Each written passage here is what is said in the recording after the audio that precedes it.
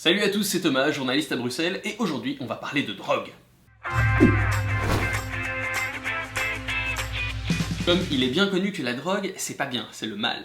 La plupart des substances qui sont considérées ainsi sont interdites un peu partout dans le monde. Et pourtant, de nouvelles substances hardcore, qui peuvent se rapprocher du LSD ou de la cocaïne, peuvent être vendues en toute légalité, ou presque. Élaborées dans des laboratoires obscurs, en Chine ou au fin fond de l'Europe de l'Est, ces nouvelles substances sont en fait des manipulations chimiques de molécules déjà connues.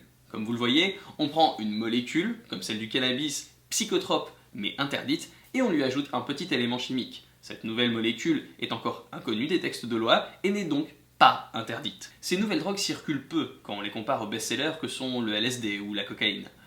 Elles sont trop récentes, trop mal référencées et connues seulement de quelques initiés, et au final ils sont assez peu nombreux à les proposer à la vente. Mais j'ai quand même eu la chance de pouvoir aller à la rencontre d'un de ces dealers lunettes.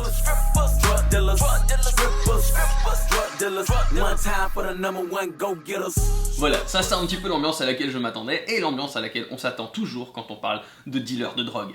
Et pourtant, la personne que j'ai rencontrée, c'est un petit peu plus Walter White dans Breaking Bad, avant qu'il pète un câble. C'est pour ça d'ailleurs que je vais l'appeler Heisenberg, pour les besoins de la vidéo. No, I'm just a regular guy on my computer, and I have some envelopes. Now I'm running a moderately large business. It's like going hundreds of thousands of dollars on a yearly basis if I extrapolate this. So I don't understand how to do, but it did. Facile à mettre en œuvre, sa nouvelle activité ne dérange pas son quotidien, même si le service client l'oblige à taper de très longs mails tous les soirs, parce que faut quand même les rassurer les drogués. Mais vous vous demandez pourquoi alors il tient à garder l'anonymat comme ça, si justement il est dans la légalité. Eh bien, la raison à ça, elle est bassement financière. My profits are not taxable. The people I buy from all over Europe, they can't give me proper legitimate invoices on the products because mostly they are made in some clandestine laboratories or something. Si l'effet au long terme du LSD et autres drogues est aujourd'hui bien connu, c'est avant tout grâce aux hippies survivants des années 60. Merci les gars. Mais l'ajout des nouvelles molécules rend impossible la documentation à long terme pour les research chemicals. J'ai pu m'entretenir avec Patricia, mais malheureusement je n'ai pu l'avoir qu'au téléphone. Patricia est une utilisatrice de près de 50 ans qui depuis son adolescence a testé de très nombreuses drogues. Une fois elle a voulu tester les research chemicals, attirée par les prix compétitifs qu'on peut trouver sur internet. Et elle a été admise aux urgences. L'effet a été dévastateur chez elle.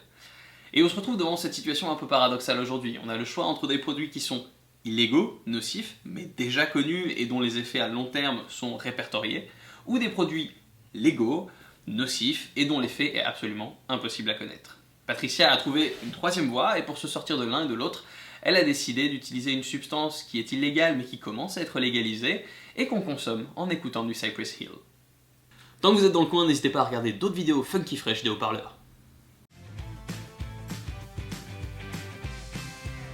Aujourd'hui, je me trouve dans un endroit un petit peu particulier. Je suis au centre de Copenhague et pourtant, je ne suis plus dans l'Union Européenne. C'est mystérieux, hein? Allez l'internaute, je t'emmène découvrir Christiana.